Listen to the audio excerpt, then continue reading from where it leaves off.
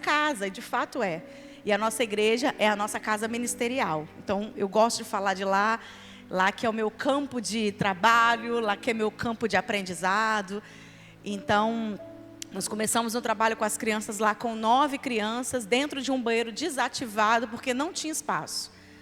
E o pastor me fez, quando o pastor me levou para conhecer, né, que eu cheguei, pastor, já tem 9 crianças e nós precisamos de um espaço para trabalhar com as crianças. Ele falou, mas aqui não tem espaço para as crianças, onde que a gente vai enfiar as crianças? E ele falou, não, peraí, tem um lugar aqui, vem cá para você ver. Quando ele me levou, era um banheiro que estava desativado porque a porta era para dentro do templo. Então, como poderia chamar muita atenção, as pessoas saírem e entrar no banheiro, fizeram do lado de fora. E ele me apresentou esse banheiro, onde não tinha azulejo, não tinha piso, e disse assim, ó, tudo que a gente tem é aqui. Se você quiser, dá para você fazer uma sala aqui.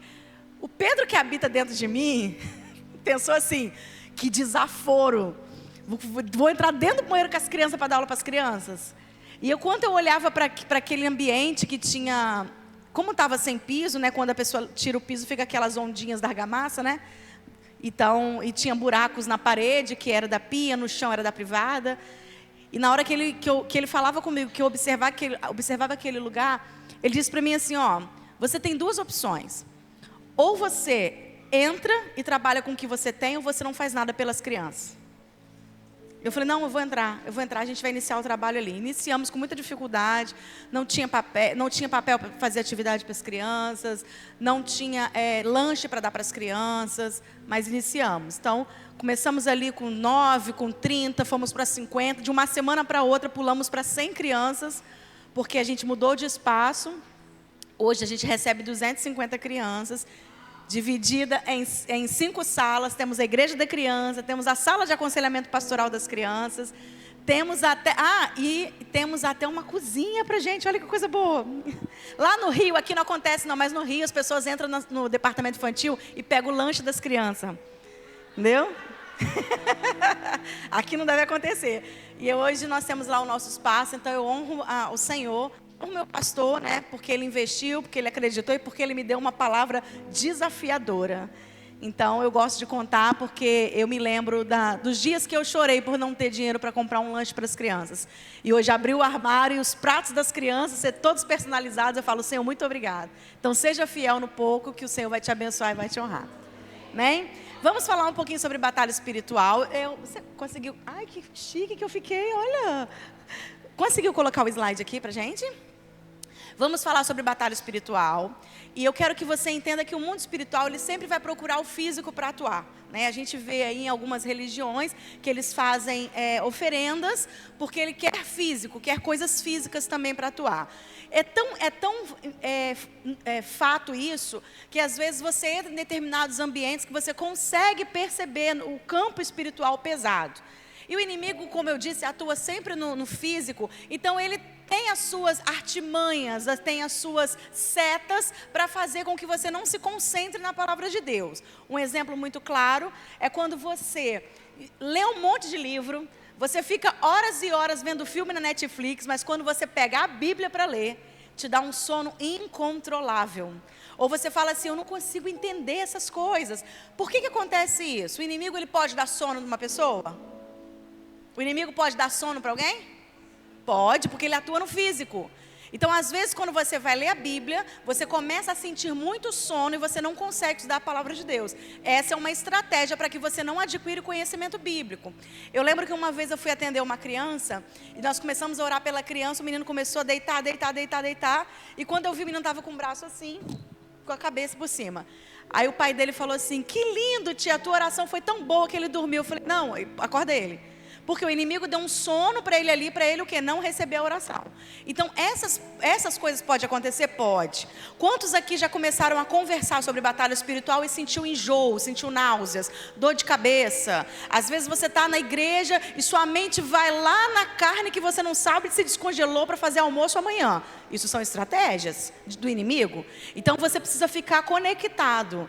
Você precisa prestar atenção, porque não é vantajoso para o inimigo você conhecer sobre batalha espiritual. Então, coloca a mão no seu coração ou na sua mente, que você achar melhor. E vamos orar. Senhor, Nesse momento nós estamos aqui, nós vamos falar sobre batalha espiritual, vamos falar sobre estratégia, Senhor, para proteger as nossas crianças no âmbito espiritual. Senhor, toma agora a nossa mente, toma os nossos corações, unge, Senhor, os nossos ouvidos, para que não haja, Senhor, má interpretação do que aquilo que for falado. Guarda, Senhor, a nossa mente de pensamento, Senhor, que vai nos desconectar daqui da Tua palavra. Guarda também a nossa família, Pai, em nome de Jesus. Amém.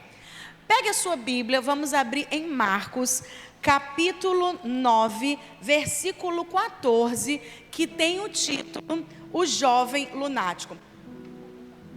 Quanto tempo eu tenho? 1 hora, tá. O tema nossa passagem é a cura de um jovem lunático. Em algumas traduções é a cura de um jovem possesso. Essa passagem, ela é a base da nossa visão com relação à libertação com crianças. Por quê? Porque essa temática ainda é um tabu em muitas igrejas. As pessoas, elas querem colocar na sua mente uma proteção de que não há possibilidade de uma criança ficar endemoniada. Por quê?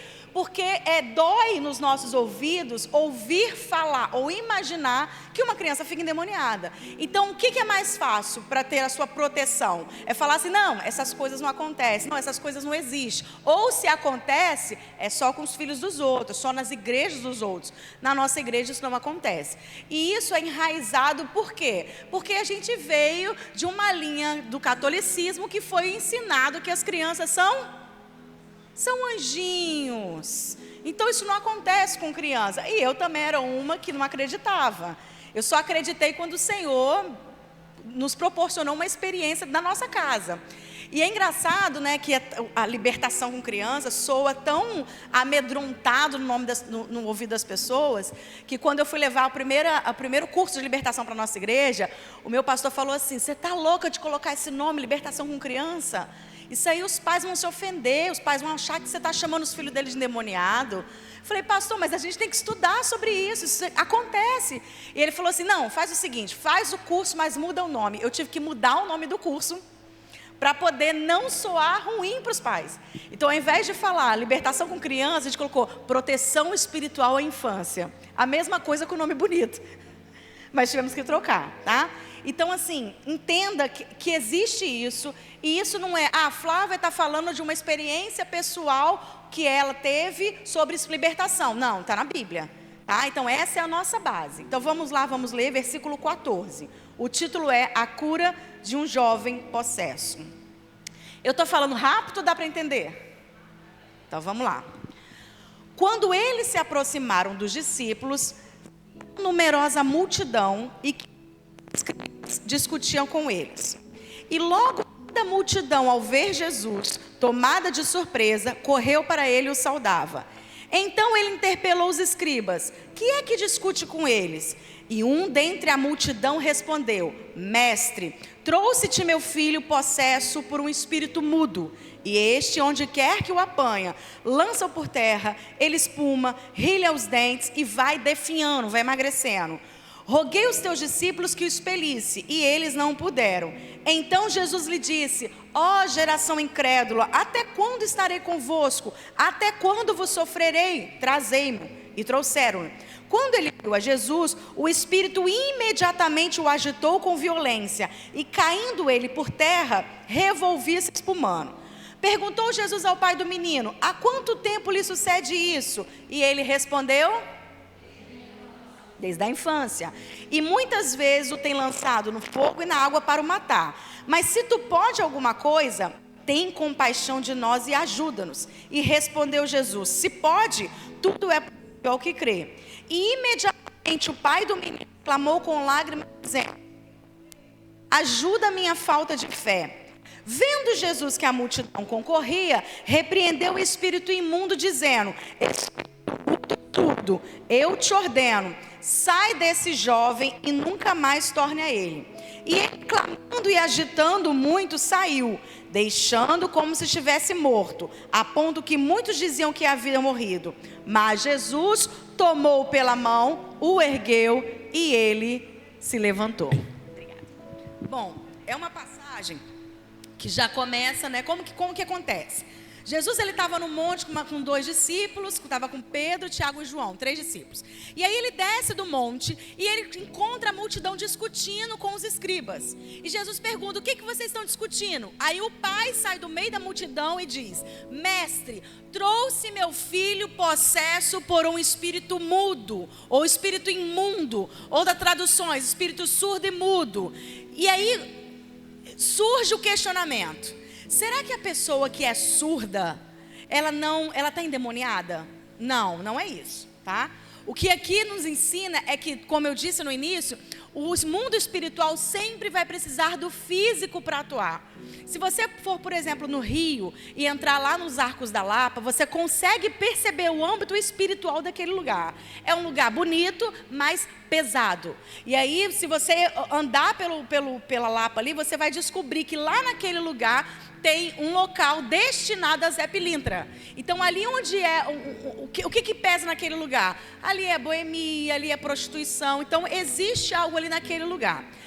Muitas vezes o inimigo, ele atua de formas diferentes em cada um. Por quê? Porque cada um de nós somos um campo de batalha diferente.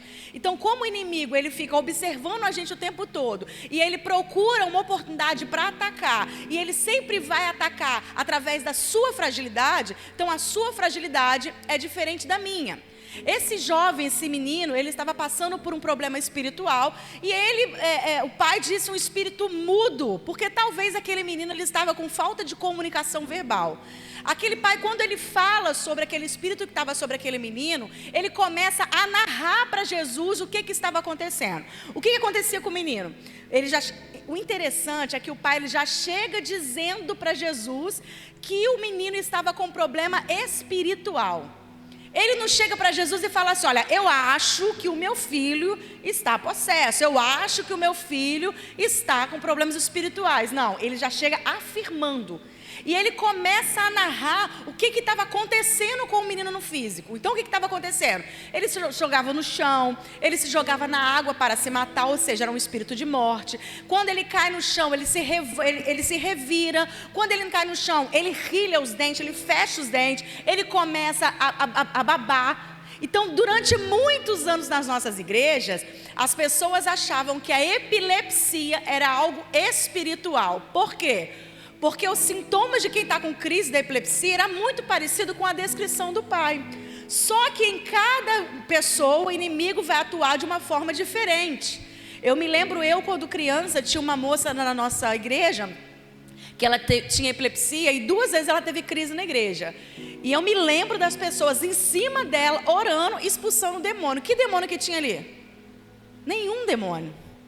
A epilepsia é um curto-circuito no sistema neural. Acontece que esse menino tinha os sintomas parecidos. O sono, ele é do demônio? Claro que não, Deus deu sono pra gente.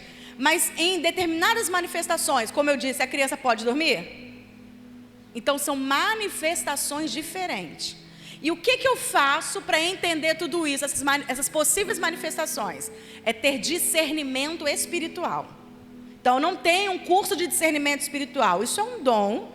E aí você precisa pedir ao Senhor. Eu aprendi com o meu pastor que todo crente tem que ter discernimento espiritual, porque o discernimento é o dom protetor da igreja.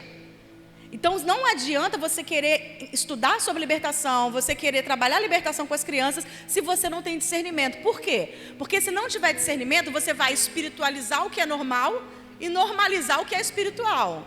Vou dar um exemplo. Eu vou fazer a festa da minha filha com o tema da Wandinha.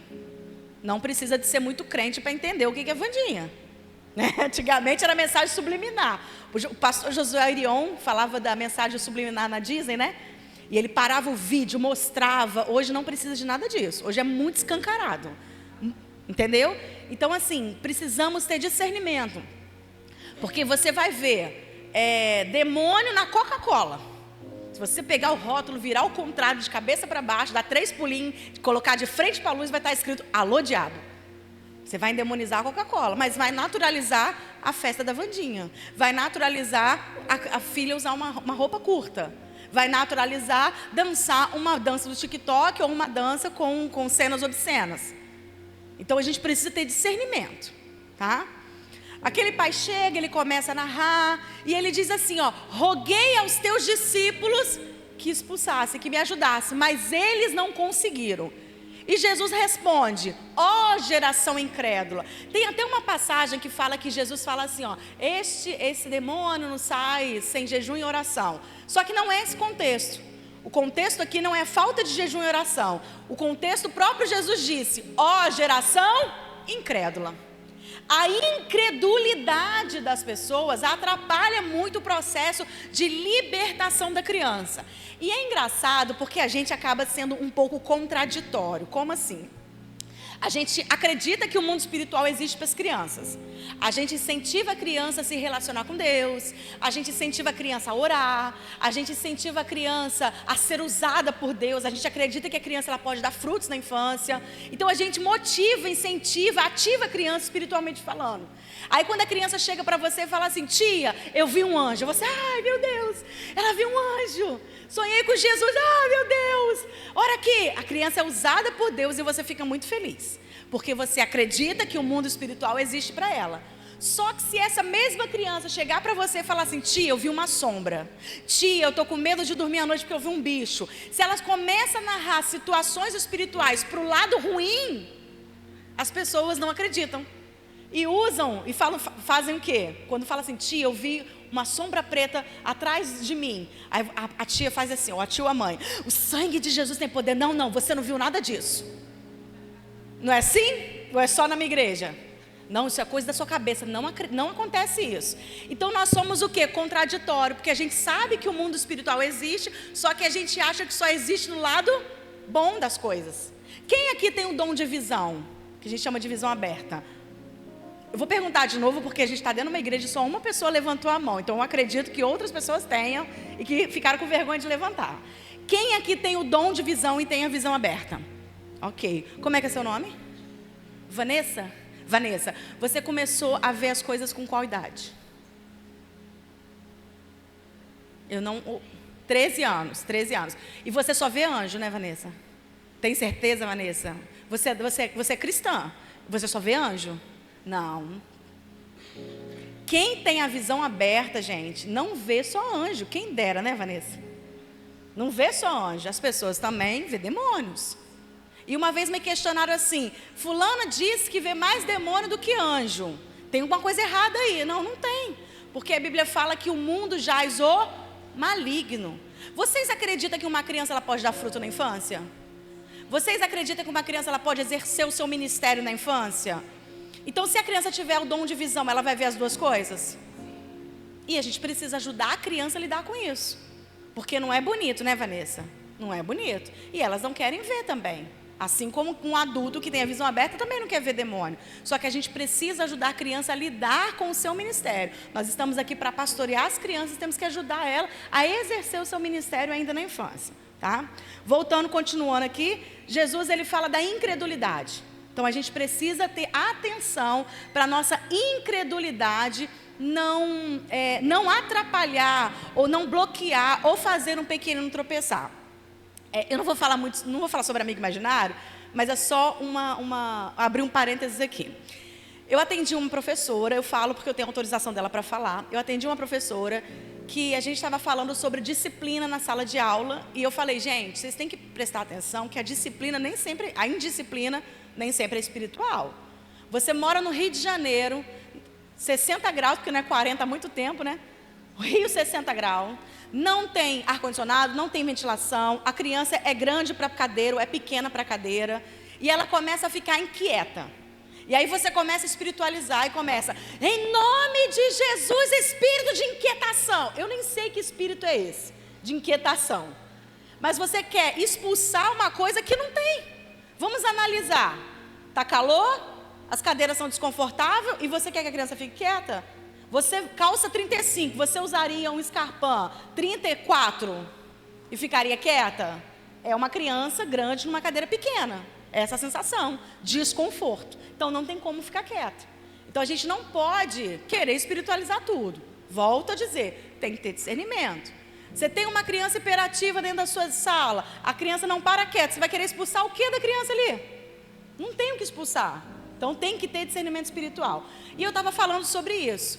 E eu falei assim, tem algumas crianças, só que tem que ter discernimento, porque tem crianças que trazem amigo imaginário para a sala. Eu estava dando aula para umas crianças de 8 anos, e aí era dia da Reforma Protestante. E eu falei assim, ó, hoje também as pessoas comemoram o Halloween, mas nós não comemoramos porque é uma festa pagã.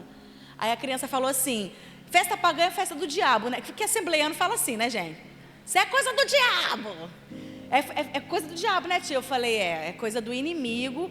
E ela falou, e amigo imaginário? Amigo imaginário é de Jesus, não é? Aí uma criança, eu tenho um amigo imaginário, a outra, eu tenho. E uma fez assim, tia, eu tenho. Ela está bem aqui do meu lado. Na igreja. E a cadeira vazia, sabe, gente? Ela sentada, ela deixou a cadeira para a menina e sentou. E aí eu estava contando sobre isso. No final, no intervalo, uma tia me procurou. Ela devia ter, ela é meia idade, devia ter entre 45 e 50 anos. E aí chegou para mim e falou assim, tia, eu quero te contar um negócio. Eu tenho um amigo imaginário. E ela dava aula para as crianças do departamento infantil. Aí eu fiquei tão sem reação, eu falei, como assim você tem um amigo imaginário? Ela, eu tenho desde quando eu era criança. Mas eu falei, o que ele fala com você? O que vocês conversam? Ele não fala nada, ele só me acompanha. Onde eu vou, ele vai comigo. Eu vou tomar banho, ele entra no banheiro comigo. Eu vou deitar, ele senta na minha cama. Eu acordo, ele está em pé me esperando. Eu vou trabalhar, aí ela falando a minha cabeça, né, imaginando. Aí eu vou trabalhar, ele vai comigo. Onde eu vou, ele vai comigo. Hã? E com certeza, se onde vai com ela, ela entra na salinha, vai com ela. Aí eu falei assim, mas vocês não falam nada? Não. Eu falei, você não tem medo, não tem nada disso? Ela, não, eu acostumei a andar com ele.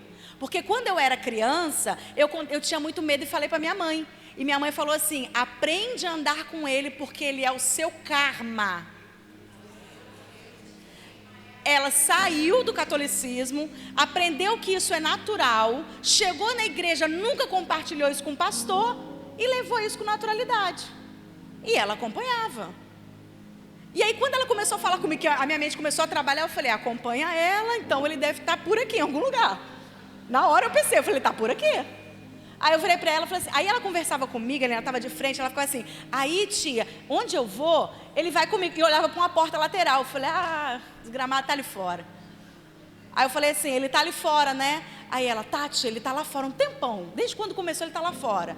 Aí passou uma criança, ela gritou, tira essa criança daí. Aí eu peguei no rosto dela e falei assim, olha para mim, não olha para lá, olha para mim. Não deixa ele tomar a tua mente. Quando eu falei a terceira vez, ela ficou endemoniada na minha frente. E aí a minha pergunta é, o seu filho fala que tem um amigo imaginário. E ele chega, você não sabe, ele chega na igreja e comenta ou conversa com essa tia que tem um amigo imaginário. O que ela vai dizer para ele? É o seu karma, aprende a conviver. Por quê? Porque isso foi ensinado para ela. Eu tive mãe, gente, que montava mesa com cadeira, com prato, com colher, para o amiguinho imaginário do filho. Teve uma mãe que me procurou da nossa igreja, ela falou para mim assim, tia, todos os dias, 3 horas da manhã, ele levanta, arruma uma mesa e ele coloca vários biscoitos e guaraná natural. E coloca 2 cadeiras. E eu perguntei para ele assim, por que você faz isso? E ele falou, eu estou fazendo lanche para os meus amigos, no plural. E eu peguei e falei assim, mas você imagina por que ele coloca esses lanches para esses amigos dele? Ela, ai tia, é porque quando ele era bebê, quando eu estava grávida dele, foi uma gravidez muito difícil, eu consagrei ele a Cosmo Damião. Aí todo dia, 3 horas, Cosmo Damião ia lá com o menino. Entende? Entende isso? A gente tem que ter discernimento, a gente tem que ter visão espiritual, porque o inimigo ele não está brincando. Mas a incredulidade está retardando o processo espiritual da criança. Sabe por quê? Porque se essa criança que tem a visão aberta chegar para uma professora na escola, por exemplo, e dizer que ela vê as coisas, sabe o que essa professora pode dizer para ele? Meu filho, você tem chamado para mediunidade. Se for uma pessoa espírita, vai falar que ele tem chamado para mediunidade. E eu tenho uma notícia para você. Que todos os sábados tem evangelização de crianças na casa espírita. E lá eles ensinam a criança a desenvolver a sua mediunidade. Aos 17 anos, um jovem já está totalmente apto a dirigir uma casa espírita. E aí muitas vezes quando essas crianças, nossas crianças, contam pra gente que está acontecendo isso, a gente não acredita. A gente não acredita. Tem uma irmã da minha igreja, hoje ela é diaconisa da igreja, Quando ela tinha 6 anos, ela teve 2 amigos imaginários, era um casal. E ela brincava com muita tranquilidade e os pais sabiam que ela brincava com esse casal de amigos. Quando ela fez uma determinada idade, eles sumiram. Quando ela fez 16 anos, os dois se apresentaram para ela novamente, só que já se apresentaram adulto. Era criança quando estava com ela. Quando apresentou adulto, ela reconheceu eles. E ela falou assim, ué, vocês voltaram? Eu falei, nós voltamos. Porque quando você era criança, nós cuidávamos de você, porque você tem um chamado. Então agora você que tem que servir. Aí eles se apresentaram para ela com um novo nome, que era o nome da entidade. E as pessoas acham que amigo imaginário é coisa nada a ver, bobeira, é fase. Não, isso é fase, eu aprendi na faculdade que é fase do imaginário da criança. Irmãos, existe o imaginário, tá? Isso é fato. A criança imaginar é saudável. Agora, a criança conversar com alguém que não está vendo é demônio. Então a gente precisa entender o contexto todo. A criança brincar de casinha ali de conversar, isso não é espiritual. Agora, por exemplo, o meu filho, ele falava com alguém que a gente não via. Então ele falava assim, posso, só para ficar bonita a foto. Obrigada. É vídeo? Empolguei toda querendo uma foto legal.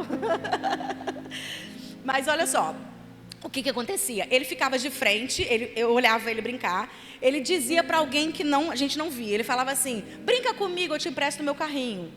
E ele ficava em silêncio e depois respondia, mas o carrinho vermelho é o meu preferido, eu não quero emprestar. Tá bom, então eu vou te emprestar. Ele conversava e respondia a alguém que a gente não via. E eu perguntava assim, tá falando com quem? Ele dizia, com ninguém não, mãe, com ninguém não. Então eu falava, então tá bom, não está conversando com ninguém, então tá bom. Então ele tinha indícios de que alguma coisa estava errada, porém a nossa incredulidade fez com que retardasse, ou seja, que ele fosse liberto o quanto antes por causa da nossa incredulidade. Então Jesus ele fala aqui, ó geração incrédula, até quando estarei convosco? Até quando vos sofrerei? Por causa da nossa incredulidade, as crianças estão sofrendo em questões espirituais. Então, o discernimento e a maturidade espiritual é fundamental para você trabalhar com libertação de crianças. E aí, não vou falar a passagem toda por questões do nosso tempo, mas aqui, lá no versículo 21, Jesus ele faz uma pergunta para o pai, tá? Jesus ele faz assim, ele pergunta assim, há quanto tempo acontece isso? Jesus precisava perguntar isso? Não, claro que ele sabia. E eu costumo dizer que Jesus fez essa pergunta para mostrar para mim e para você que criança precisa de libertação. Jesus pergunta, há quanto tempo acontece isso? E o pai responde, desde a infância. Mas olha que interessante.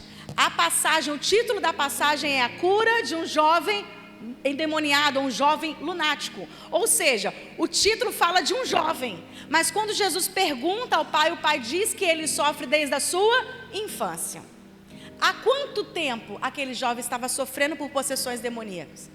Há quanto tempo aquele menino estava oprimido? Desde a infância. E quando que é a infância? Segundo o Estatuto de Criança e Adolescente, é considerado criança até os 12 anos incompletos. Então, será que aquele jovem estava antes dos seus 12 anos sofrendo? Com 12, com 10, com 8, com 6, com um aninho? Será que ele estava sofrendo desde o ventre? E aí cria outro bloqueio.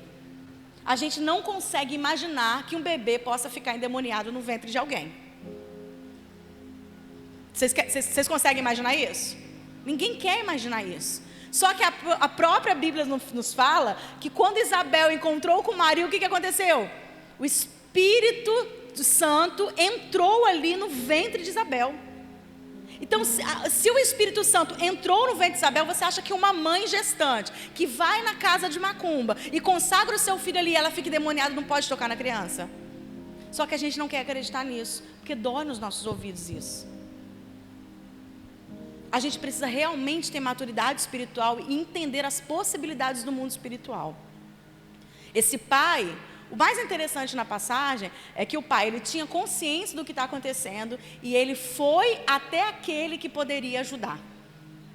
Às vezes tem mães sofrendo calada, porque elas não sabem quem podem ajudar. Gente, eu procurei ajuda na época para tanta gente. Sabe o que eu ouvia? Vamos orar, irmã, Deus está no controle. Eu estou orando, estou pedindo ao Senhor para usar alguém. Eu quero que Deus use você para mim. Eu quero que Deus use as irmãs de oração para falar, nós vamos lá na tua casa e vamos orar. Eu não tinha ninguém. Então, quantas vezes eu entrei dentro do banheiro da minha casa chorando porque eu não sabia o que fazer.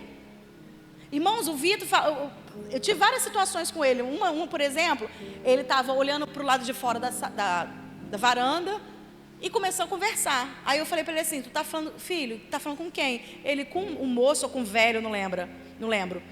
Aí eu falei assim, tá falando o quê? Ele disse, mamãe, que ele vai me prender na caixinha branca. Aí eu falei, e aí, Vitor, sangue de Jesus tem poder, vem pra cá. E tirei e fechei a porta, que a minha reação era essa. Fechei a janela, vem pra cá, Vitor, sangue de Jesus tem poder. Aí cheguei pro Daniel e falei assim, amor, o Vitor falou que um moço disse para ele que ia prender ele na caixa branca. Aí o Daniel, e você entendeu? Eu falei, não, tirei ele de lá. A caixa branca é um caixão de criança. Então ele dava indícios do que estava acontecendo e qual era a minha reação? Sangue de Jesus tem poder, vem pra cá. Porque era aquilo que eu sabia fazer. Era aquilo que me foi ensinado a fazer. Eu fui criada dentro de uma denominação que não se falava sobre isso. Gente, não se falava nem de salvação de criança. Eu descobri aos 17 anos que eu tinha que aceitar Jesus. Fui criada na igreja e achei que estava tudo certo. Então, a gente precisa entender, estudar a palavra, entender a palavra e deixar o Espírito Santo falar conosco. Então, essa é a base de libertação. Desde a infância, a criança ela pode passar por problemas espirituais, possessões ou não, tá? Cada um, volta a dizer, vai trabalhar, o inimigo vai trabalhar, tentar trabalhar de uma forma diferente. Então vem a pergunta, crianças passam batalha espiritual? Passa batalha espiritual. Quando ela vai dormir, que ela sente medo, que ela fica, eu estou com medo daquilo, não é uma batalha? É. O Antigo Testamento fala de Moisés. Moisés, ele estava dentro de casa com a sua mãe e o espírito de morte estava rondando ele. A mãe devia ficar com ele no colo e dizer, Senhor, não deixa ele chorar, não deixa ele chorar. Ali não era uma batalha espiritual? Quando Joquebede pegou a criança, colocou no cestinho, cobriu o cestinho, colocou no rio, o rio era um lugar de morte. Era um lugar onde os bebês estavam sendo jogados para vir a óbito. Era um lugar que tinha crocodilos. Então, se aquele cestinho virasse, ou o bebê morreria afogado, ele morreria comido por um crocodilo. Ali era o espírito de morte novamente rondando Moisés. Você acha que aquele sentimento de medo não foi uma batalha espiritual? Ele sentiu medo, ele chorou tanto que a filha de Faraó ouviu o choro e pediu para pegar o cesto que estava ali. No Novo Testamento fala também de uma criança que passou por batalha espiritual. Quem? Jesus. O segundo infanticídio que a Bíblia narra. O Herodes ali queria mandar matar os meninos até 2 anos e tudo mais. Aparece um anjo para José e manda ele fugir. Como que é uma fuga, gente? Uma fuga, você está passeando. Eu estou fugindo. Tem um lugarzinho para eu tomar café aqui, mas eu estou fugindo, mas eu queria parar para tomar café. É assim uma fuga? Claro que não. A fuga, você tem o sentimento de que alguém vai te pegar, de que vai acontecer alguma coisa a qualquer momento. Então é um momento de desespero. Então a gente precisa correr. Alguém pode estar olhando, alguém pode estar vigiando. Ali também foi uma batalha espiritual. Por quê? Porque o espírito de morte estava novamente andando atrás de uma criança. E os 2 casos de infanticídio que a Bíblia fala, nos 2 casos, as 2 crianças que estavam sendo perseguidas eram 2 crianças que seriam um grande canal de libertação. Sabe aquela criança que você fala assim, meu Deus, tudo acontece com ele? Você pode ter certeza que essa criança é uma bomba atômica no inferno. Por quê? Porque o inimigo, ele não sabe do futuro dos nossos filhos. Ele não é onipresente, ele não é onisciente, nada disso. Só que uma vez eu ouvi de uma professora dizendo que o inimigo gosta de andar perto de profeta. E eu falei, nossa, forte isso, né? O inimigo anda perto de profeta. Eu entendi por quê. Porque o inimigo, como eu disse, ele não sabe sobre o futuro do seu filho. E você, enquanto mãe, é muito comum, ou deveria ser comum, você perguntar para o Senhor, Senhor, o que será deste menino? Se seu filho é flecha e você é arqueiro, você tem que saber para onde você vai lançar sua flecha. Então você pergunta, Senhor, para onde eu direciono? Meu filho tem chamado missionário, então eu vou colocar um curso de inglês. Meu filho tem um chamado para o ministério de louvor, vou colocar num curso de música. É comum. E aí você começa a orar pedindo ao Senhor que te dá o direcionamento para lançar a flecha. Deus usa um profeta e diz assim, ó, no teu ventre tem um grande profeta, um grande pastor. Quem está ouvindo? O inimigo. Ele, opa, tem um pastor aí? Não, então eu não vou deixar se cumprir isso na vida dele. Então ele vai criar estratégias para que isso não se cumpra. E aí pode acontecer de várias possibilidades. A criança tem medo de uma determinada pessoa, a criança tem um medo de escuro, ela passa por batalha espiritual também, tá? Pode passar. E você repara que, às vezes a gente ouve assim, porque hoje o inimigo está investindo nas crianças. Gente, não é hoje, sempre foi. Sabe por quê? Eu ouso a dizer para vocês que o inimigo, ele é visionário. Futuro. Por que ele é visionário? Porque ele sabe que se ele destruir hoje uma criança, ele vai destruir uma nação junto com ela. Se ele ferir uma criança, é uma possível família ferida. Isso se houver uma família. Uma criança maltratada será um adulto maltratante. Então ele investe na infância, ele investe pesado. E ele tem investido muito, gente, na questão da paternidade. Ferir paternidade, eu vou falar sobre isso daqui a pouquinho. Eu só quero que você entenda que a criança, ela sempre vai ser o alvo. Porque uma criança atingida é uma nação que morre junto com ela. Não sei se vocês já leram sobre a questão dos homens bombas. Eles não caminham pela rua e falam, eu não gostei dessa casa amarela, então eu vou jogar uma bomba nessa casa amarela. Não é assim que funciona. Eles estudam o local, eles pesquisam sobre qual determinado momento do dia da semana que tem mais pessoas naquele lugar. E eles só lançam bombas em locais públicos que tem muita gente. Por quê?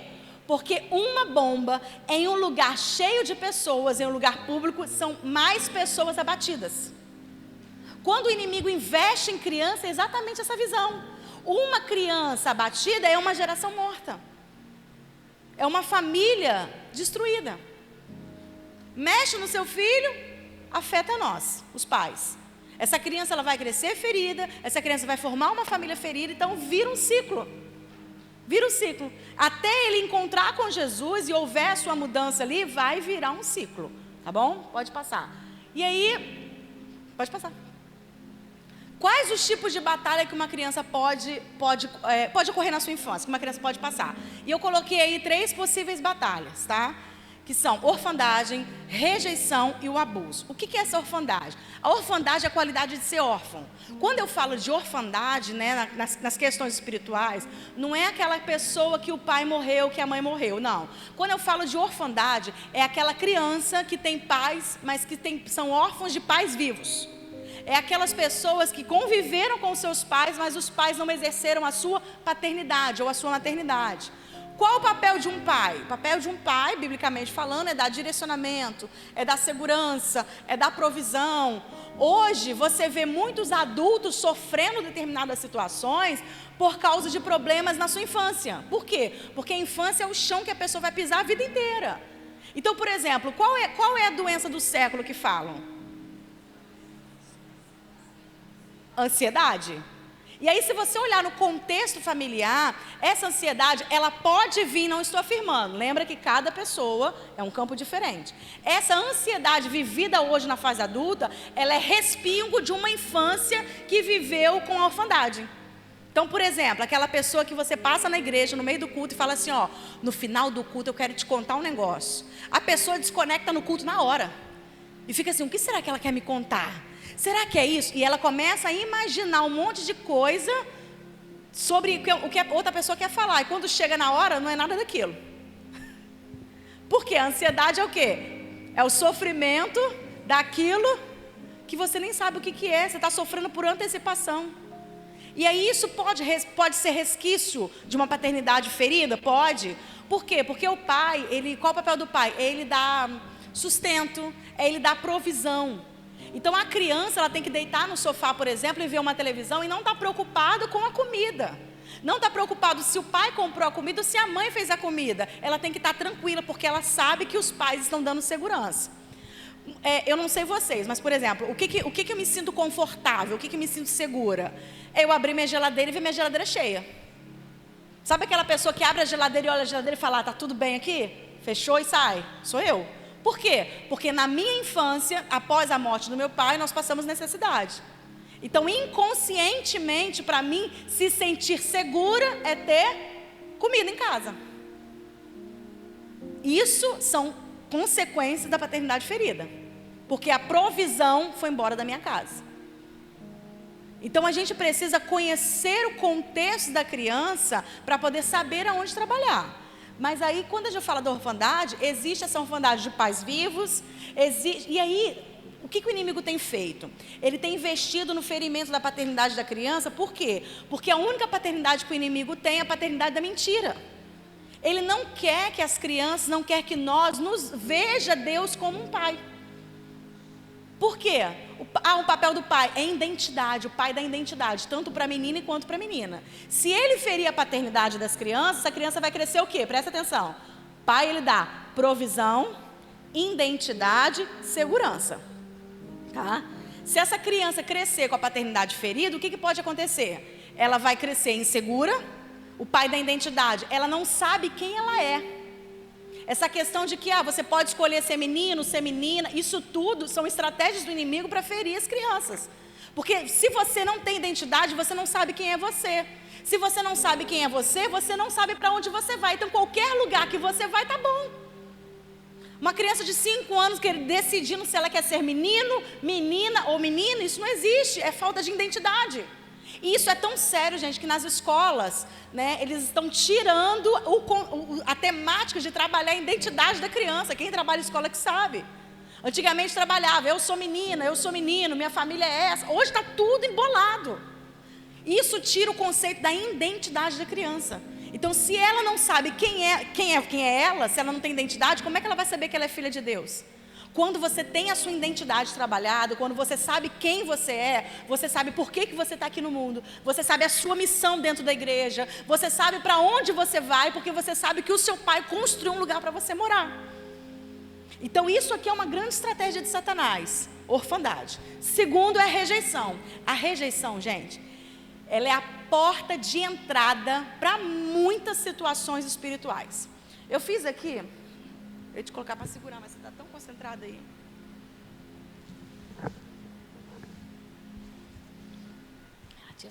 Pode continuar fazendo seu... A gente tem aqui a porta da rejeição, tá? Chega para cá.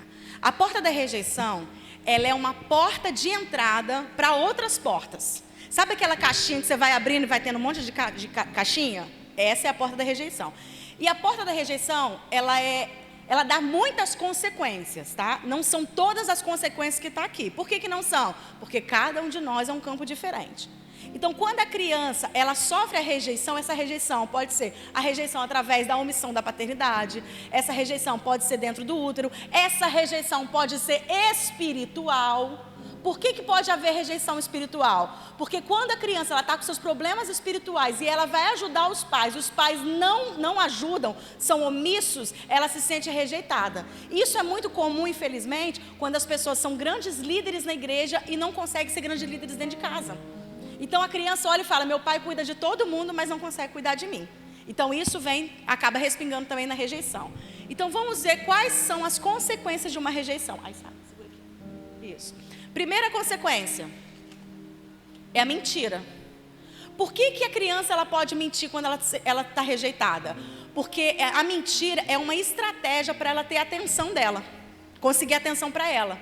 Então, por exemplo, vamos supor que chegou uma criança na escola e aí ela passa naquele grupo que ela queria fazer parte e fala assim, acabei de ver um assalto ali. Aí a criança fala, sério, como é que foi o assalto?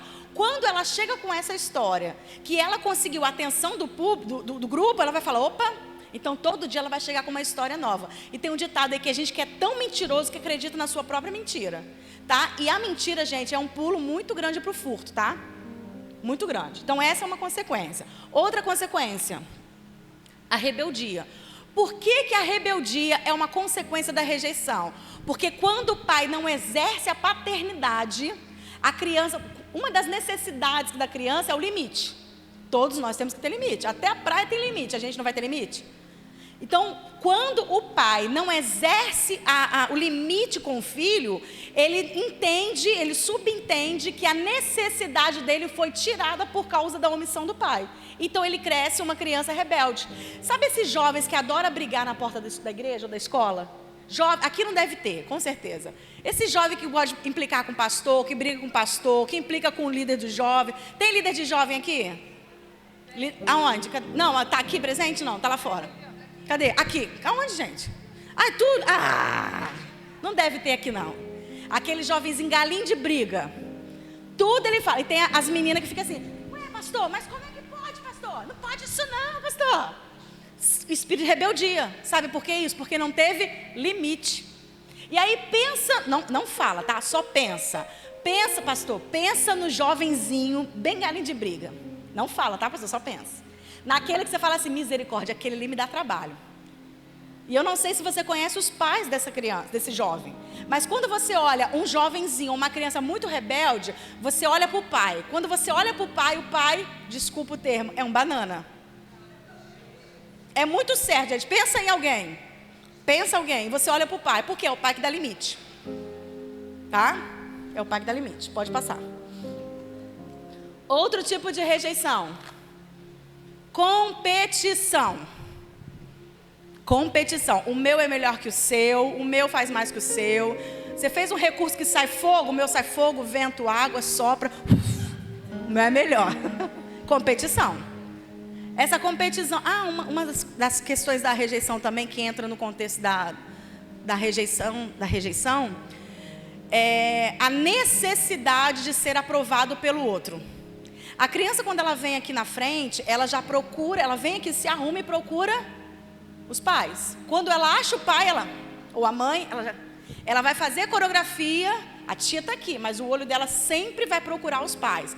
Por que é isso? Porque a criança, nós, como filhos, nós temos necessidade de aprovação. Tudo que nós fazemos no mundo espiritual, nós queremos a aprovação de Deus. Isso é querer ser aprovado pelo pai. Então, quando a criança canta aqui, que ela olha para a mãe, olha para o pai, ela simplesmente quer que você dê um sorriso e aprove o que ela está fazendo. Sabe quando a criança desenha e fala: mãe, fiz um desenho para você. E você olha e fala: meu Deus, que desenho horrível. Isso mata a criança. Inclusive, isso destrói a criatividade da criança. Tudo que ela vai fazer, ela vai achar que não consegue fazer, que é muito feio. Por quê? Porque quem precisava aprovar, não está aprovando.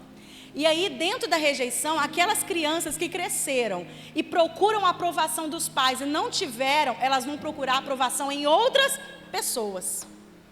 Então eu tenho a necessidade de falar quantos, eu tenho tantos seguidores. Aqueles pregadores que falam assim: meu nome é Flávia, eu tenho tantos seguidores, tenho tantas visualizações, tenho não sei o quê. Aí tu olha e fala: tá, mas nem perguntei nada. Mas é a necessidade de falar para o outro que eu sou querido, que eu sou amado, que as pessoas olham para mim, que as pessoas prestam atenção em mim. Consequência lá da infância, porque os pais não prestavam atenção. É muito forte, né? A rejeição, gente, é terrível. Misericórdia. Outra consequência da rejeição é a depressão. Mas o que a gente tem que entender é que a depressão, gente, não é espiritual. A depressão, ela é emocional, é a fragilidade da alma.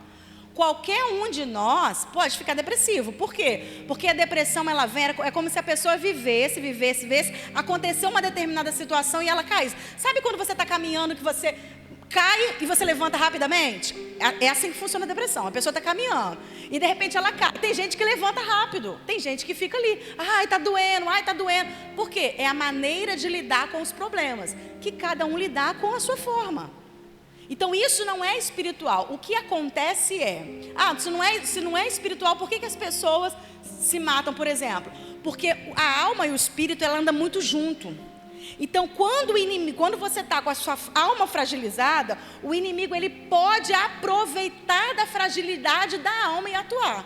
Então, a depressão, pular para a opressão é muito rápido. Por isso que a gente precisa ajudar as pessoas que estão com depressão. Porque o inimigo pode aproveitar da fragilidade da alma. E por que isso é uma consequência da rejeição? Porque ela se isola, porque ela acha que ninguém entende ela, porque ela acha que o problema é só com ela, só ela tem esse problema. Eu estou há tantos anos e eu não consigo lidar. Então ela acaba se isolando, tá bom? Outra possibilidade é a inveja. A inveja, por exemplo, não é você querer ser igual a uma pessoa. A inveja é você querer ser aquela pessoa. Por exemplo, a Bíblia fala que bem é aquele que deseja o episcopado, ou seja, bem é aquele que deseja Por exemplo, você pode desejar ser pastora? Pode. Você pode desejar ser uma palestrante? Pode. O que você não pode desejar é o lugar do seu pastor.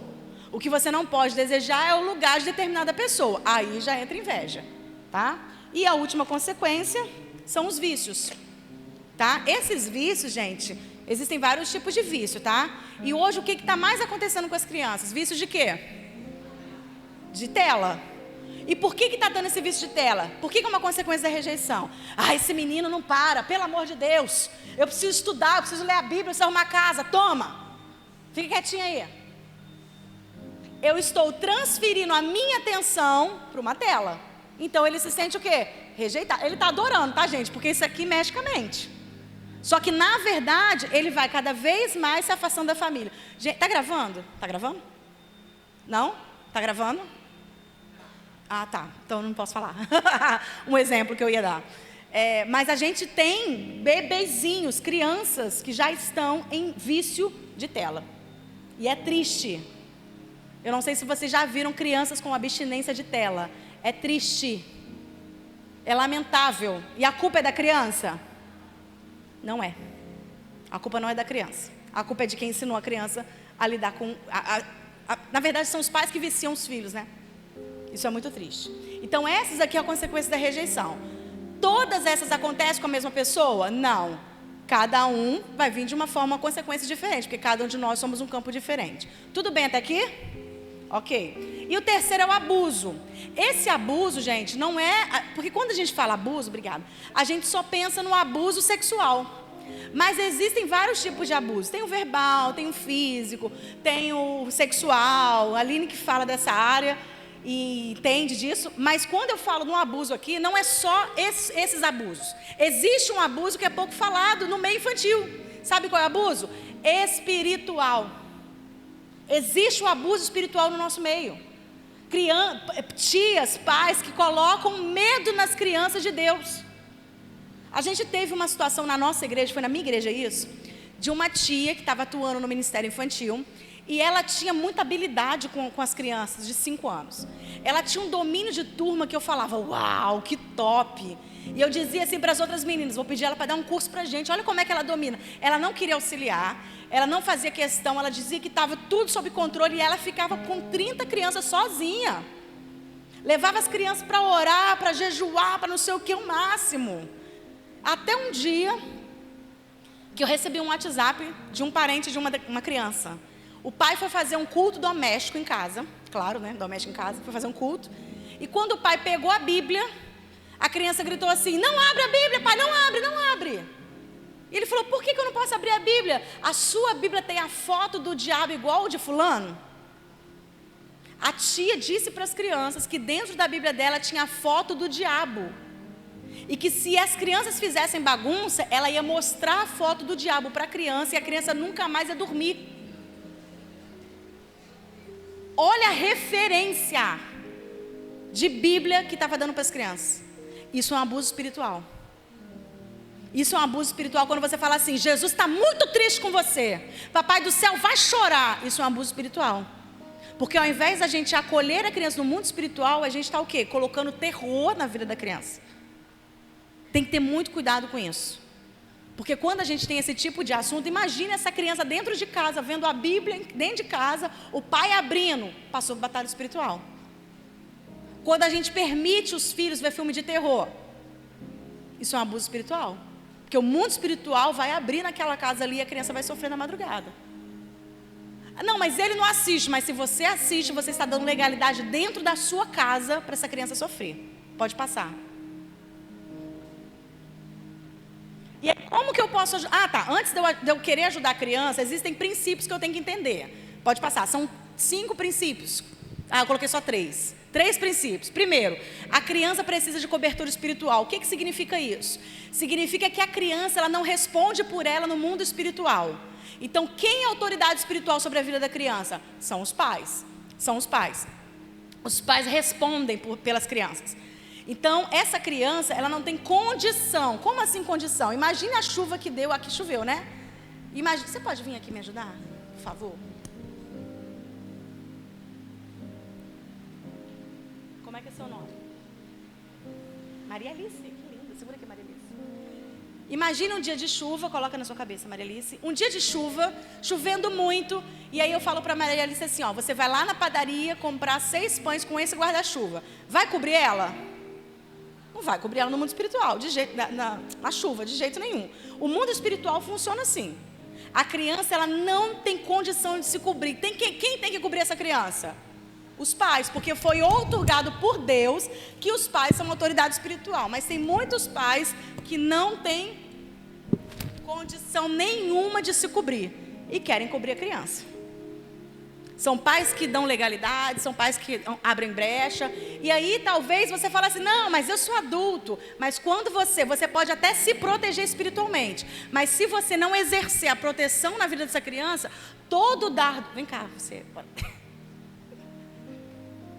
Isso, segura aqui. Vai ali segurar. O maior, isso. Todo dardo que o inimigo lançar sobre... o inimigo quer lançar na família, quer lançar nela. Todo dardo que lançar e tiver brecha aberta, toda oportunidade que ele tiver, ele vai lançar os dardos e vai cair em quem? Na criança. Por quê? Porque é a família, são os pais que protegem as crianças espiritualmente falando. Mas talvez você fale assim, mas Flávia, eu tenho crianças que os pais não são crentes. Como que esse pai vai proteger essa criança se ele não protege a ele mesmo? Aí que tá. Quando você recebe crianças não cristãs e os pais não são, aliás, crianças que os pais não são cristãos, quando o pai permite a criança vir para a igreja, ele está autorizando essa criança a ser ministrada para você. Quando ele permite, é como se o mundo espiritual entendesse que ele te deu... Ai meu Deus, fugiu a palavra. Ele te deu... autoridade, obrigada. Falei um monte de autoridade, esqueceu. Ele te deu autoridade. É igual quando você vai ao médico, você entrega o seu filho, você está autorizando o médico a olhar o seu filho. Quando você traz para a igreja, quando você permite o filho para a igreja, você está autorizando esse professor no mundo espiritual a zelar pelo teu filho. Então o que você tem que fazer? Se você viu que essa criança tem da família, a família não tem condição de cobrir, o que você tem que fazer? Digamos que aqui não tem teto, tá? Ou o teto está todo furado. O teto está todo furado. Se vier uma chuva, vai começar a molhar. E aí o que você tem que fazer para acabar com a chuva? Consertar o teto? Consertar o telhado. É exatamente isso. Você, como igreja do Senhor, autoridade instituída por Deus, recebe a autorização dos pais para ministrar as crianças no mundo espiritual. Você vai trocar a cobertura. Você, como igreja do Senhor, troca a cobertura e aí você passa. A gente chama isso de adoção espiritual. Você adota essa criança no mundo espiritual e você passa a cobri-la espiritualmente. Você com certeza já ouviu, já falou, fulano é meu pai na fé, fulano é minha mãe na fé. É porque essa pessoa, ela pegou a responsabilidade do mundo espiritual de cobrir essa criança. Então é isso aqui que tem que funcionar com você, que as crianças... Que os pais não são cristãos. Agora, pai cristão que não exerce a paternidade, aí é ser vergonhice. Tem que conhecer a palavra. Estou falando de pais que não conhecem a palavra. Agora, os pais cristãos que estão dentro da igreja não exercem sua paternidade, inclusive espiritual na criança, o que a igreja do Senhor tem que fazer? Ajudar essa família. Então, se está aqui a família sofrendo, como que eu vou ajudar essa família? Eu vou ensinar esse pai a responsabilidade dele através da palavra. E aí ele, como igreja do Senhor, vai entender o seu papel e vai exercer a sua proteção. Tudo bem até aqui? Obrigada.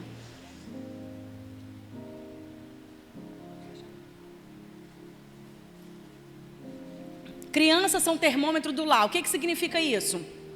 A criança, ela não consegue chegar para você e falar, eu estou sentindo isso, isso, isso e isso. Você está chateado, você precisa de orientação do seu pastor, você convida ele, pastor, eu preciso fazer um gabinete. A criança, ela não tem essa ação. Ela vai criar situações, ela vai pedir o socorro através do comportamento dela. Como? Imagina o seguinte, tem 2 exércitos brigando. Um dos exércitos levanta uma bandeira branca e acena. O que você entende que é isso? É paz. Ele falou alguma coisa? Ele se comunicou sem falar. Uma pessoa perdida numa ilha deserta, vai lá e escreve SOS. O que ela está pedindo? Ajuda. A comunicação dela não foi verbal, mas houve comunicação. A criança, ela quer se comunicar, mas ela se comunica através do seu comportamento. Ou a criança é alegre, fica triste, ela triste, fica para frente demais, a criança se isola. Você precisa prestar atenção no comportamento da criança. Então ela sempre vai pedir socorro. E por que a criança é o termômetro do lar? Porque a criança não responde por ela no mundo espiritual. Então tudo que acontece no mundo espiritual da criança é reflexo da sua casa, tá? E o terceiro, crianças não abrem brecha, não dão legalidade. Foi o que eu falei aqui do guarda-chuva. Por que ela não dá legalidade? Porque ela não responde por ela. Quem responde é a família, tá? E aí, como que eu faço? Pode passar, eu já vou encerrar, que já passei até dos meus minutinhos. Pode, obrigada. Como que eu faço para ajudar uma criança no âmbito espiritual? 3 maneiras, pode passar. A primeira é, eu preciso, pode passar, aqui tá, 3 maneiras. Evangelizando, adotando e pastoreando. Por que para eu trabalhar a libertação com a criança, eu preciso primeiro evangelizar? Porque a batalha espiritual não é para pessoas que não conhecem a Jesus. A batalha espiritual é para os crentes.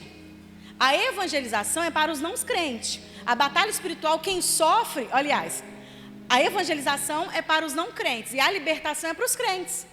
Todos os casos de libertação da Bíblia, antes da pessoa, no Novo Testamento, antes da pessoa ser liberta, ela teve o seu encontro com Jesus. Então imagine o seguinte, eu tenho uma criança aqui, que ela está enjaulada.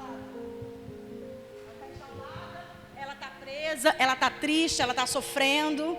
E aí você está caminhando em frente a essa jaula e você acha uma chave. Achei uma chave. E você sabe que essa chave pode abrir essa jaula e tirar essa criança dali. E você fica assim olhando para a chave e fala, que dó. Está presa, ai que dó. Essa criança ela está ferida. Para eu cuidar dessa criança, qual o primeiro passo? Tirar a criança dali. É entender que a chave é Jesus. Jesus ele é a chave. Eu não gosto muito do termo, eu sou libertador. Isso é uma coisa minha. Eu não sou libertadora. Quem liberta é Jesus. Nós somos o canal de libertação. Então Jesus ele é a chave que vai libertar. E aí, quando ela tem um encontro com Jesus, Jesus é a chave. Você vai libertar essa criança. Só que essa criança ainda está com um problema. Ela está liberta. Tá? Ela está ali, ela teve encontro com Jesus, saiu e aí? Ela ainda está triste. O que eu preciso fazer para ajudar essa criança? Eu preciso cuidar dessa criança. Eu preciso apacentar. Eu preciso pastorear. Eu preciso discipular. E aí verdadeiramente apresentar a verdade para ela, a palavra. E aí verdadeiramente ela vai ser livre. Esses são os passos. Então, nunca esqueça que antes da libertação tem que ter um encontro com Jesus. Por que não se faz culto de libertação para criança? Outra coisa. A gente vê culto de libertação. Aí a pessoa vem, fica endemoniada, expulsou o demônio, saiu. E depois? Se a casa continuar vazia, o que vai acontecer? Vai voltar, não vai adiantar nada. Por isso que quando a criança chega e fala, tia, eu tenho um amigo imaginário, mas eu vou orar. E esse amigo imaginário vai sair. Irmãos, você pode orar e esse amigo imaginário vai sair, com certeza. Por quê? Porque na sala de aula você é autoridade espiritual. Então você vai colocar para fora. Só que se eu não conhecer o contexto da criança, esse amigo imaginário vai estar lá fora esperando ela. A minha mãe, o processo de libertação dela, a gente ia para a igreja, sentava no primeiro banco, e ela sentava e ficava levantando as pernas. A gente achava estranho aquilo. O culto, metade do culto ela ficava levantando as pernas. E depois de que a gente cresceu, ela contou pra gente que quando ela estava no processo de libertação, ela via um cachorro bem grande na nossa casa. Na nossa casa não tinha cachorro, só ela que via. E ela falou que esse cachorro acompanhava ela em tudo quanto é lugar, inclusive para ir para a igreja. E eu me lembro que a minha mãe, quando acabava o culto, falava assim, pastor, deixa eu dormir aqui. E o pastor achava engraçado. Não, Maria Helena, não pode. Mas eu queria dormir aqui, que aqui me dá paz. E ele dizia, não pode, Maria Helena, vai para a tua casa. E ela ia para casa muito triste. Esse cachorro que ela via, acompanhava ela em tudo quanto é lugar, inclusive na igreja. Ele entrava embaixo do banco que ela sentava, e ele era bem grande, tinha um rabo bem grande, e batia na perna dela. E ela sentia dor, por isso que ela levantava. E ela falava que esse cachorro falava com ela, ele dizia assim, eu não vou ficar nesse lugar não, porque eu não gosto desse lugar, mas eu espero você lá fora. Quando acabava o culto, quem estava lá era ele. Quando ela resolveu contar para o pastor o que ela via, o que o pastor fez? Mandou uma equipe de oração lá na nossa casa e começou a acompanhar a gente dentro de casa. Porque o problema estava onde? Dentro da nossa casa, era demônio territorial. Então não adianta eu querer expulsar da criança aqui o amigo imaginário e se ele continua acompanhando ela dentro de casa. Então eu preciso conhecer o contexto da criança, eu preciso saber da onde, qual a legalidade que está vindo esse amigo imaginário. Será que foi rejeição? Será que foi demônio territorial? Será que foi herança espiritual? Eu só posso fazer um atendimento de libertação com a criança depois que eu conheço o contexto da criança. Então a criança veio, ficou endemoniada ou não, aquela criança está passando por problemas espirituais, então você, primeira coisa, ela tem que reconhecer quem é o libertador. Como que você vai ser liberto se você não reconhece que está aprisionado? Então o primeiro passo é levar a criança a Cristo. Segundo passo, adotar essa criança, foi o que eu falei, essa adoção espiritual. Eu vou me tornar mãe espiritual, pai espiritual, vou cobrir essa criança no mundo espiritual. E o terceiro é pastoreando. Esse pastoreio, ele vem através de um discipulado, ele vem através de um acompanhamento com essa criança. E essa criança vai crescer na fé e ela vai dar frutos ainda na infância. E o mais importante que a gente leu nessa passagem toda, que é a última opção, é o posicionamento. O pai, todos os casos de cura e libertação de crianças que a Bíblia narra, além da figura de Jesus, que é o primeiro encontro, existe também a figura de alguém que é autoridade sobre a vida da criança. Jairo estava com a filha doente, foi até Jesus, e aquela filha foi curada. A mulher Cirofenícia disse assim: Senhor, a minha filha está terrivelmente endemoniada em casa. E Jesus disse: por causa da tua fé vai, que a tua filha vai estar liberta. O pai do jovem lunático aqui foi a mesma coisa. Os pais se posicionaram diante de Jesus. Então o que eu entendo? Para minha criança ser liberta, para o meu filho ser liberto, tem que ter posicionamento. E esse posicionamento a gente entende no campo espiritual é o seguinte: não adianta, ou não posso vender uma fórmula de como trabalhar a libertação, como libertar uma criança. Não existe fórmula de como libertar. Por quê? Porque eu estou desde o início falando para você que cada uma pessoa é um campo. Cada criança é um campo de batalha. Então o inimigo ele vai atuar na vida de cada criança de uma forma diferente. De repente, para mim, consagrar, por exemplo, um produto de limpeza, limpar o quarto do meu filho, faz efeito. Mas às vezes para você não. Então a minha atitude lá, quando eu vi que o amigo imaginário estava na minha casa, foi colocar ele para fora. Ali foi a minha atitude, mas de repente na sua casa vai ser diferente, porque cada casa é um contexto. O que eu preciso entender? O meu papel na batalha espiritual. Eu não sou o general, eu sou o soldado. Na batalha espiritual eu sou o soldado, o general é o Senhor. Só que o soldado, ele não tem autonomia. Ele não pode chegar e decidir: hoje eu quero usar bomba, hoje eu quero atacar com a roupa marrom. Ele não tem autonomia para isso. Quem dá as diretrizes de uma batalha é sempre o general. Então o que o soldado tem que fazer? Ouvir os comandos do general. Então se você está com criança que está passando batalha espiritual, se você está dentro de casa passando batalha espiritual, você tem que falar: Senhor, como eu devo fazer? Como eu devo proceder? E o general, ele vai te dar todas as estratégias para você ajudar essa criança a lidar no mundo espiritual. Só fechando aqui, que eu acabei não falando, por que não existe culto de libertação para criança? Porque a criança não responde por ela no mundo espiritual. Todo atendimento que a gente faz para as crianças no âmbito espiritual tem que ser individual. É você atender a criança um por um. E não, vamos fazer o culto, vamos jogar o terno e cai todo mundo. Não existe isso para criança, tá? Tem que ser atendimento pastoral. Por isso que eu disse para vocês que a nossa igreja tem uma sala só para atender criança. Porque a gente entende que isso tem que ser um a um. Tem que fazer um mapeamento, tem que descobrir quais são as brechas, as portas de entrada, para a gente saber onde atuar. Então a criança falou que tem amigo imaginário. Se lá no mapeamento eu saber que a criança mudou recentemente para uma casa, eu já sei que o problema está na casa. É um demônio territorial. Se no mapeamento eu descobrir que o pai ele era envolvido com o espiritismo, eu já sei que pode ser uma herança espiritual. Então conhecer a criança, conhecer o seu rebanho é a melhor forma para você saber aonde você vai levar o seu rebanho para se alimentar. Tá? Então termino por aqui. Foi muito rápido, eu tentei falar o mais rápido possível. Espero que se vocês tenham conseguido compreender pelo menos um pouquinho do mundo espiritual. Meu desejo é que os seus olhos espirituais se abram, que você fique sedento da palavra, sedento da vontade de aprender sobre libertação, para que você seja um grande canal de libertação para muitas crianças. O que eu quero dizer para você é que as crianças estão sofrendo demais, e Deus quer nos usar para ajudar essas crianças, que você venha se colocar à disposição do Senhor para ser um grande canal de libertação para as nossas crianças. Amém? Não se esqueçam que quem trabalha com crianças na igreja, eles têm o poder de destruir a igreja ou o poder de perpetuar a igreja do Senhor. Como que vai definir isso? O seu trabalho. Se você fizer um excelente trabalho, as suas crianças serão grandes líderes na igreja do Senhor. Mas se o seu trabalho for ruim, se o seu trabalho não for de excelência, se o seu trabalho não for com compromisso com a palavra, você pode ser um instrumento para destruir a igreja do Senhor. Então que você venha ter essa consciência de que você está discipulando futuros líderes. Que a sua igreja seja um grande celeiro e que você seja um grande discipulador dessa geração.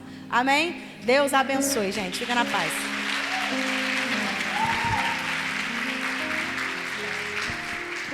Gente, vamos abrir agora para 5 perguntas que você acha que seja importante perguntar. O pastor Emerson vai passar com o microfone aí. E se você tiver uma pergunta para fazer para a pastora Flávia, você levanta a sua mãozinha. 5 perguntas. Se alguém tiver alguma pergunta, tem que ir um primeiro. Primeiro quando vou e daqui a pouco tem 20 perguntas. Se não tiver pergunta, ou vocês entenderam tudo ou não entenderam nada. Tem uma pergunta ali.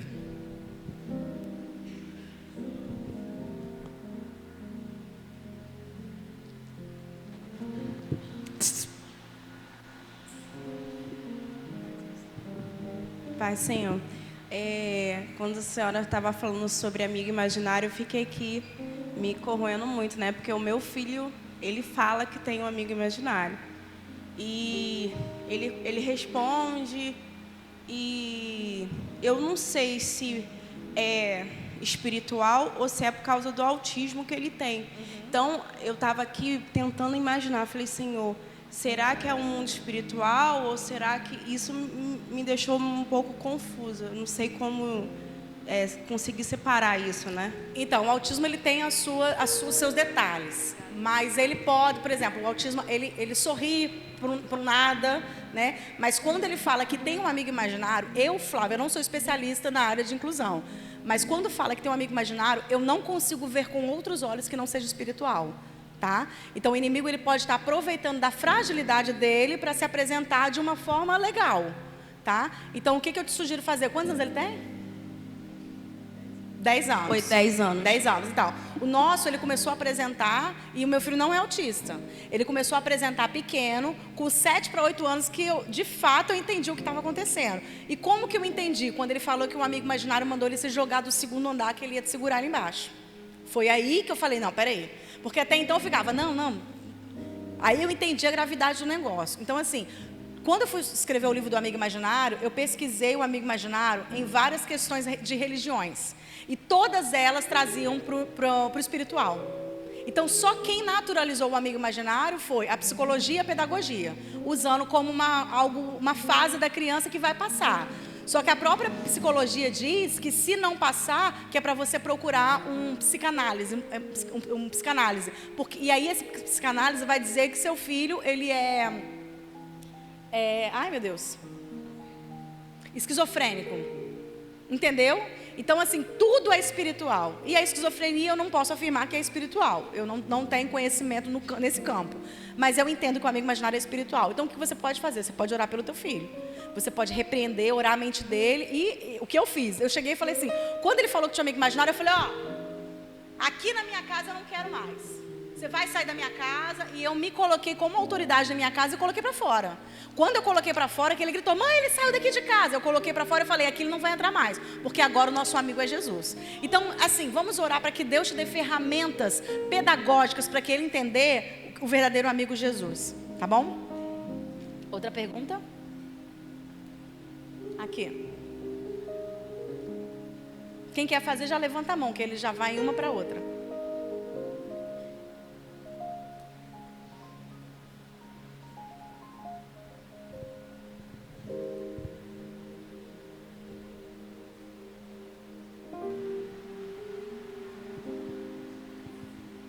Boa noite, Flávia. Então, meu filho, ele, quando era mais novo, hoje ele tem 20 anos, ele tinha visão aberta. ele via muitos e muitos demônios dentro de casa. Assim, a gente estava em processo, né, eu era evangélica, sou, graças a Deus, meu esposo ainda não era. Toda vez que meu esposo chegava, ele sempre via. E o seu esposo, ele veio do espiritismo? Foi envolvido? Não. E hoje ele não vê mais, hoje ele tem 20 anos, não vê mais, graças a Deus, eles somos daqui. Mas a minha filha, ela tem 10 anos e ela sempre vê, mas ela fala, mãe, eu nunca vejo dentro de casa, mas eu sempre vejo lá fora. E quando a gente está em alguma festa, conversando a respeito da Bíblia, de alguma coisa, ela fala, mãe, por que ele está na árvore olhando? Ele se apresenta para ela. Pra gente de cara feia, ele não está gostando do assunto e ela fala como se fosse natural. Então, o seu filho ele não vai ver, mas chegar uma hora que ele vai ver, tá? Porque é um ministério dele. Então, em algum momento vai aflorar isso aí. Quando os nossos filhos são pequenos, o que a gente pode fazer? Porque eu imagino que seja muito doloroso para uma criança ver demônio.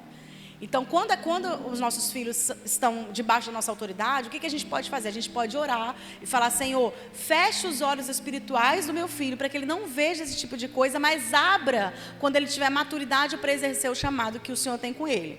Então, assim, eu não sabia dessa oração, eu fui aprender depois, né? Então, eu ensinei meu filho a lidar com o seu chamado. Eu lembro que às vezes a gente ia em determinadas casas e ele parava na porta da casa e falava assim, eu não vou entrar nessa casa porque eu não gosto dessa casa. Eu falei, vai sim. Ele, eu não vou, essa casa é feia, não vou entrar. Ele começava a gritar na porta, eu odeio essa casa, eu odeio. Aí vinha a dona da casa, entra Vitinho, ele, não vou entrar porque eu odeio a sua casa é feia. Então ali eu brigava com ele porque eu achava que aquilo era malcriação. Depois eu entendi que ele via demônios naquela casa. Entende? Então, assim, o seu filho, ele viu na infância e ele, a um determinado momento, vai ver. Mas o que eu vejo na sua casa? Como ela não vê dentro da sua casa, na sua família tem uma herança espiritual. Porque a herança, espiritual, ela tem um lado bom e tem um lado ruim. Né? Então, por exemplo, a criança que é filho de pai de santo, né, de pai de santo, pode aparecer para ela? Pode. No seu contexto, é um contexto diferente. Existe, dentro da sua família, pessoas que têm chamado para libertação. Então, é uma coisa que está na sua família. Tá? O que você pode fazer? Você orar com ela, né, e fazer essa oração, mas não pode esquecer de pedir ao Senhor para abrir a visão depois, porque senão a gente pode estar matando o ministério. Tá bom? Respondi? Tá bom. Mais alguém? Aqui.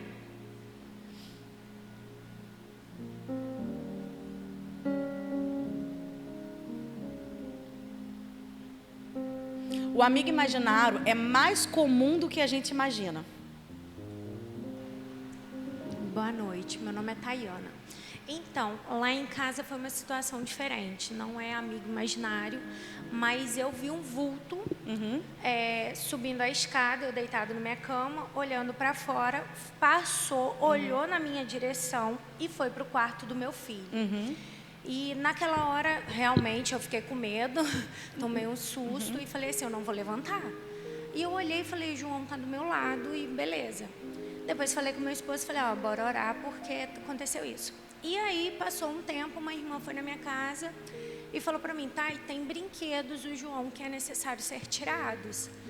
Só que eu vou tirar, e eu tirei por cima algumas coisas e o tempo passou.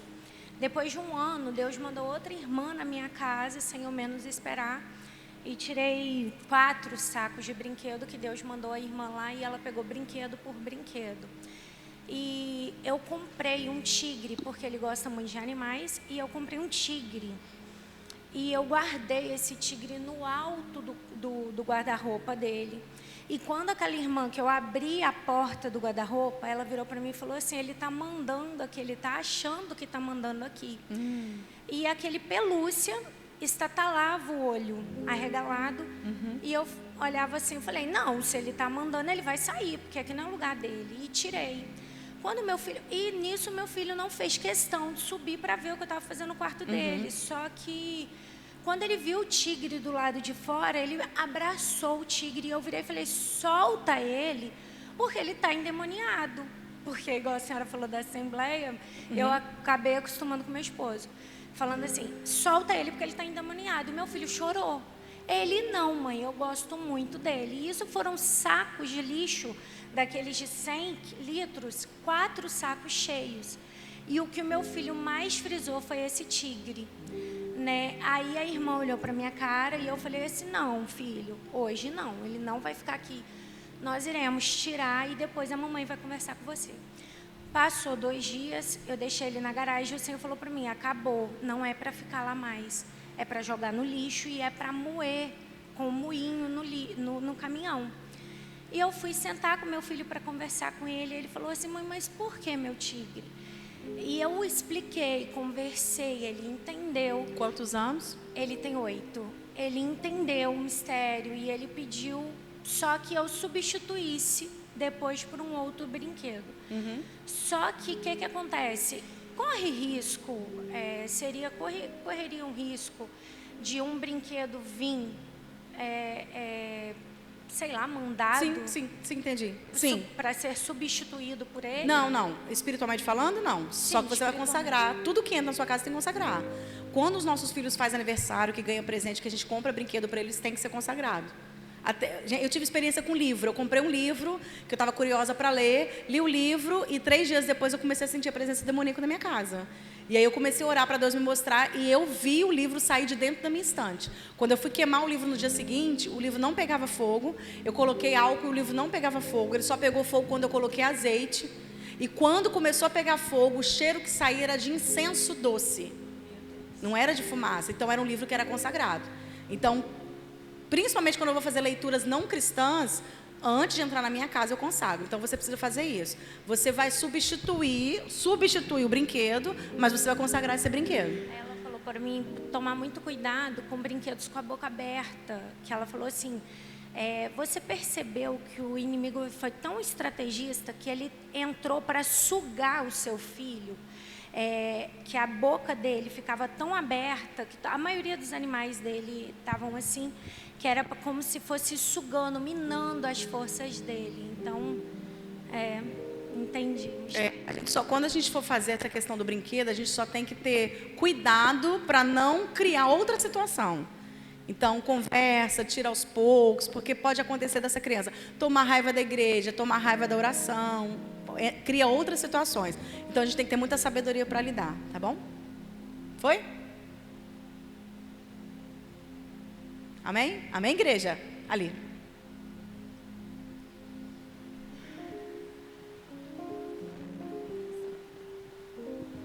Paz do Senhor. Quando eu era criança, eu tinha muito essas visões. E eu fui criada em um ambiente muito conturbado, onde meus pais tinham essa ignorância de religião. A religião era ou candomblé ou catolicismo. E eu via muito isso. Aí a minha mãe chegou um certo tempo que ficou muito desesperada com aquela situação que eu não dormia, eu gritava à noite. E às 3 horas da manhã eu ficava desesperada. Eu começava a ver vultos e as imagens são bem nítidas na minha mente. Mas a minha mãe fez um ritual com o pai de santo. E eu parei de ver. Mas hoje o meu filho de 5 anos tem uns 3 meses que começou a ver e me falar. E eu vivo falando, meu filho, a gente vai para a igreja sempre. Isso é o que a gente chama de herança coisa espiritual. E na minha ignorância eu falei, se é alguma coisa que você está assistindo, tirei, mas de repente, ele continua vendo. Um videogame ou um filme, um desenho, ele pode ser a porta de entrada. Entendeu? Mas já tem o contexto da herança espiritual. E talvez o desenho pode ter sido a porta de entrada. Eu não posso afirmar porque eu não fiz o mapeamento com ele. Tá? Mas aí o que você pode fazer? Você pode, como autoridade, fazer essa oração que eu disse para você. Né? Então, se ele tem a sensibilidade de ver, ele tem um chamado para libertação. Então, você precisa orar, pedir ao Senhor que feche os olhos espirituais e abre. E orar na sua casa. Ele vê dentro da sua casa? Dentro da minha casa. A casa que você mora foi você que comprou? Você comprou pronta? Como é que foi? Comprei pronta, segundo já. Já. E quando você comprou, você estabeleceu o reino de Deus ali na sua casa? Não. Consagrou? Não. Porque o que acontece? Toda vez que a gente compra uma casa, a gente não sabe quem estava antes da gente. Então, vamos supor que um pai de santo estava, ou uma pessoa que não seja pai de santo, mas que seja uma pessoa que é devoto de uma entidade.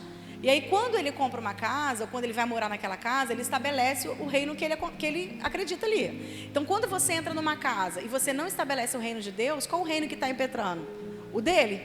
E aí, a criança está dentro dessa casa e ela tem a sensibilidade maior que nossa, ela começa a ver as coisas que estão ali dentro. Então didaticamente falando para a criança, é você convidar Jesus para morar na sua casa. Então é você pegar na criança e falar, você não vai ver mais isso na nossa casa, porque nós vamos colocar esse negócio para fora e vamos convidar Jesus para morar na nossa casa. E orar para que os olhos espirituais dele se fechem. Tá bom? Oi?